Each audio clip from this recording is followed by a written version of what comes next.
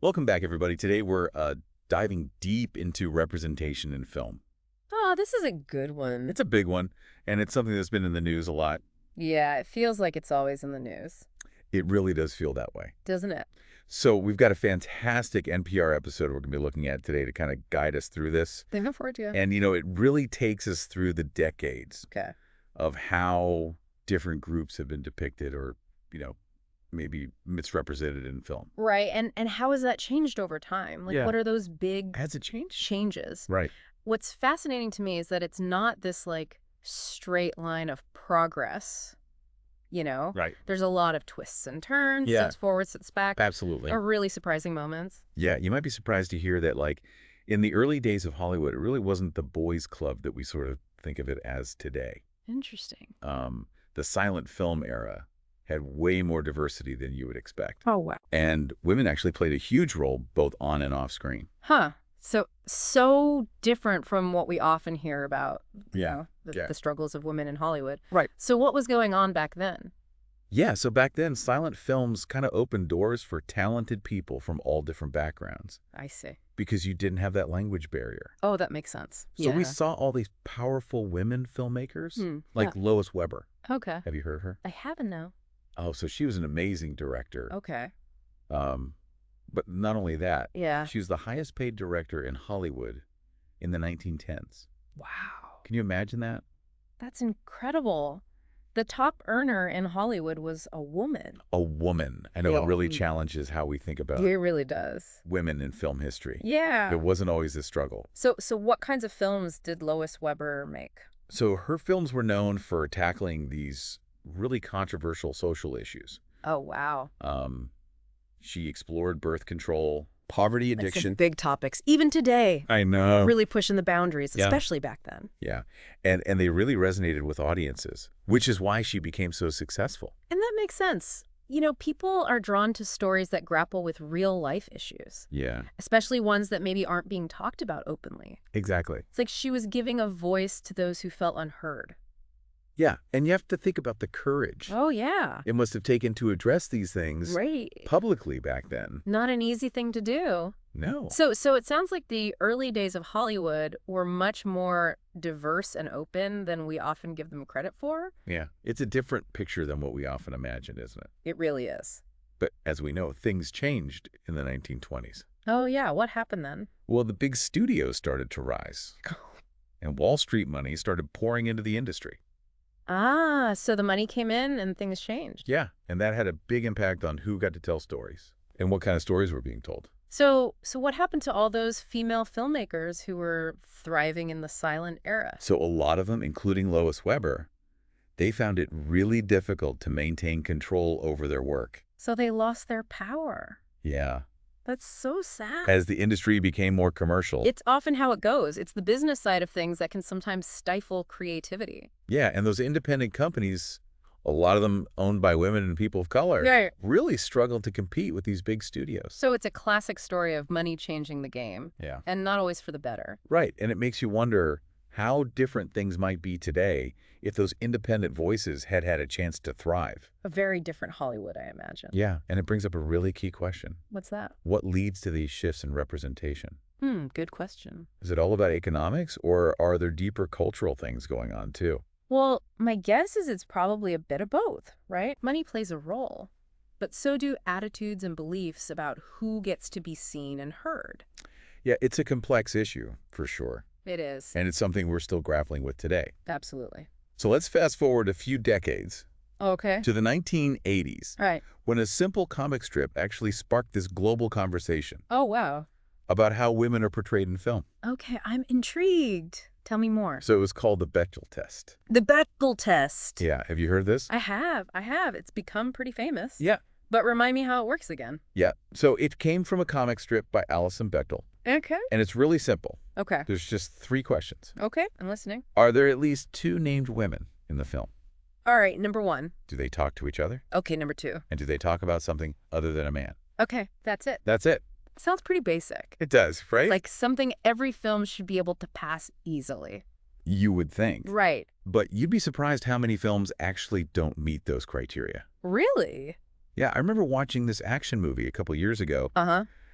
And it was like halfway through, and I realized What? the only two named female characters in the whole movie hadn't even spoken to each other. Wow, Yeah, that's it was surprising. a real eye-opener. Yeah, I bet. So the Bechdel test, it wasn't meant to be like this definitive measure of whether a film is feminist or not, Right. but it really has helped raise awareness about how few women are actually present in a lot of films. It's a good conversation starter for sure. Gets people thinking. Yeah. But like any tool, it has its limitations, right? It does. I mean, can a simple test really capture something as complex as representation? That's the question, isn't it? Yeah. And even Alison Bechdel herself, The creator of the test. yeah, she recognized that. Uh-huh. She thought it was interesting how many films couldn't show women talking about anything other than men. But she also knew that just because a film passes the test doesn't automatically mean it's feminist. Right. There's more to it than that. Right, some films might fail the test. Yeah. But they still have really strong female characters Right. and explore feminist themes. So it's not a perfect measure. No. It's more of a starting point. Yeah, A way to get the conversation going. right. And Kristen Warner, she's a media scholar, Okay. she points out that the Bechdel test, while it's well-intentioned, it does tend to focus on the experiences of white women. That's a good point. Yeah, It's not necessarily capturing the full spectrum of female experiences. exactly. And so it might not be the best way to address the concerns of women of color. Right. Who might have different priorities Yeah, when it comes to representation. yeah, So even when we're trying to measure something like representation, right. we have to be really careful about whose experiences are being centered Yeah, and whose voices are being left out. abs- And it really highlights the need to have more nuanced conversations about this, right? yeah. You know, like it can't just be about checking boxes. Right. We can't just be like, oh, there's two women in this film. We're good. Exactly. It's got to be about more than that. It's about the quality of Yes. the representation The depth. of the characters. Yeah. Are they And- believable? Are they authentic? Are their experiences authentic? Yeah. Yeah. And this is where Kristen Warner's idea of plastic representation comes in. Okay. I think this is so insightful. Yeah. She's basically saying that just adding diverse characters Huh. without really giving them any depth Mhm. or nuance can actually be kind of misleading. Right. It creates this illusion of progress Yeah. without really addressing the root causes. Exactly. It's like putting a Band-Aid on a much deeper wound.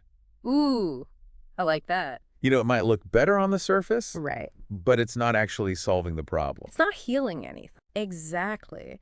And Warner points out that this trend of plastic representation really took off after Obama was elected. Oh, interesting. Yeah, there was all this talk about a post-racial America. Right. Everyone was so hopeful. Yeah, but the reality was far more complex. Right. Just because we had a black president Right. doesn't mean that systemic racism just disappeared, Exactly. especially in the entertainment industry. Absolutely. And it's like people were trying to pat themselves on the back for progress Right. without actually doing the hard work The real work. of dismantling the systems that create inequality. Right. And that kind of ties into the whole debate about colorblind casting, Oh, yeah. which, you know, it can be a step in the right direction, Yeah. but it often falls short of true representation. Because it's not really acknowledging the specific experiences of people of color. Right. It's trying to pretend that race doesn't matter Right. when in reality it does. Yeah. I remember reading this interview with Leslie Odom Jr. Oh, from Hamilton. Yeah. Amazing. He's so talented. He is. And he was talking about this very thing. Okay, what did he say? He said that while he was grateful for the opportunities that colorblind casting had given him, Yeah. he felt like true progress would come from roles that were specifically written for actors of color. Interesting. Roles that actually reflected their lived experiences. Yeah, that makes sense. Not just sort of plugging them into pre-existing roles. Right. It's not just about seeing people who look like you on screen. Right. It's about seeing your stories, Your story. your struggles, your triumphs. Yeah. Reflected in a way that feels authentic. And haven't we all had those moments where we're like, oh, I'm so excited to see someone who looks like me Yes. in this film or TV show. Uh-huh. And then you're just so disappointed with how their Right. character is portrayed. It's like you get invited to the party, Yeah. but then you're not actually allowed to dance. Ooh.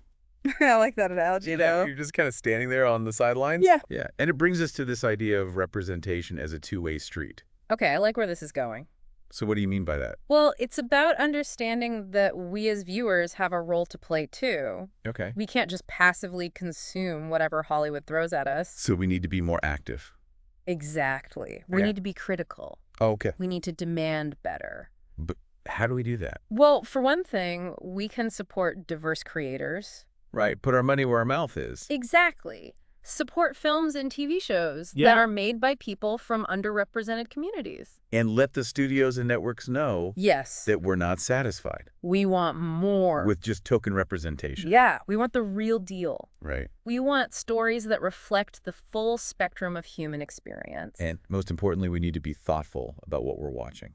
Absolutely. What messages are we internalizing? Are we perpetuating harmful stereotypes? Yeah, are we just accepting these surface-level representations? Good questions to ask ourselves. Because ultimately, we have the power to shape the media landscape. Through our choices. Through our voices. It's about being active participants, Yeah. not just passive consumers. That's the key. So what are some films or shows that have really resonated with you Oh, that's a good question. on that deeper level? Yeah. Maybe something that surprised you with its Mhm. depth, You know, even if it didn't necessarily check all the boxes in terms of representation. this might surprise you, Cool. but one of my all-time favorites is Groundhog Day. Really? I know. Not the first film that comes to mind. I know. It doesn't exactly scream representation, Right. but there's something about its message Okay. of transformation and self-improvement That- that just really speaks to me. I can see that. You know, it's about breaking free from those limitations Right. and becoming a better version of yourself. Yeah, and that resonates no matter who's on screen. Exactly. Right. It's a universal theme. It is, and it reminds us that great storytelling can transcend any specific category or label. Yeah. It's about connecting with audiences on a human level. And that's what we should all be striving for. Absolutely. Stories that are as complex and nuanced as real life. Yes. Stories that challenge our assumptions, expand our perspectives. And make us think differently about the world. Yeah, stories that make us feel something, Yes. regardless of our background or identity. That's where the true power of representation lies. Beautifully said. You know, not in checking boxes, Right. but in telling authentic and compelling stories that resonate with everyone. But that raises the question, how do we get there? That is the million-dollar question, isn't it? It is, how do we move beyond plastic representation Yeah. and create media that actually reflects the richness and diversity of the human experience? It's a tough one. It's a challenge, for sure. What are your thoughts? Well, I think it starts with supporting those diverse creators. Yes, give them the platform, Yeah, give them the resources the opportunity. to tell their stories. Exactly. And we also need to hold the studios and networks accountable. You know, let them know that we're not going to settle for tokenism. We want real change. We want substance. And we need to be conscious consumers Yes, be mindful of what we're watching. of the messages we're absorbing. Question the narratives that are being presented to us. And demand better. Right? It's about being active participants in shaping the media landscape, Exactly. not just passively consuming whatever's put in front of us. We have a voice, We do. and we need to use it. Yeah, and it's not just about Hollywood, is it? No, not at all. It's about all kinds of media. Books, Yeah. television, Video games. social media even. Right. Representation is everywhere. It's everywhere. And it shapes how we see the world. And how we see ourselves. Exactly. So we all have this responsibility to be critical consumers of all these different forms of media. Right. Question those narratives. Demand better. And support those creators from underrepresented communities.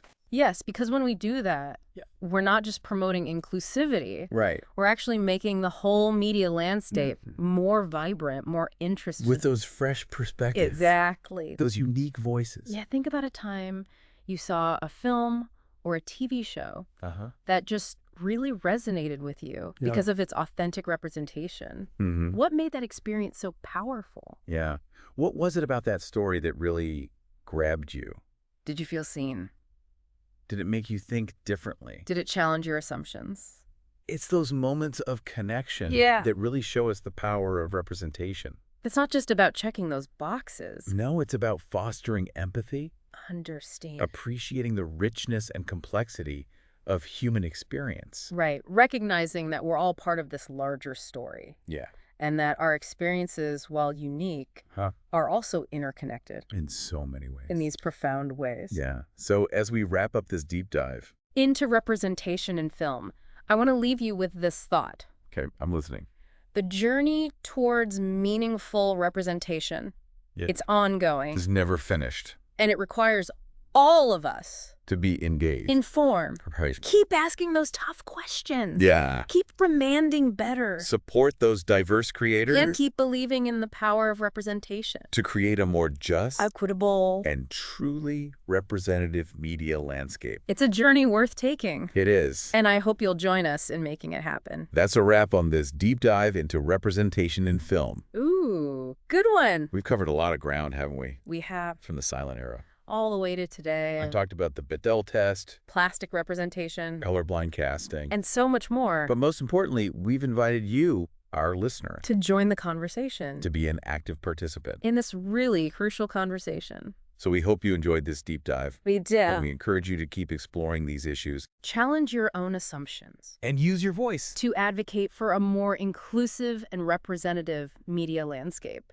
Because it matters. It really does. Thanks for joining us on this journey. It's been a pleasure. Until next time. Keep diving deep. Bye, everybody.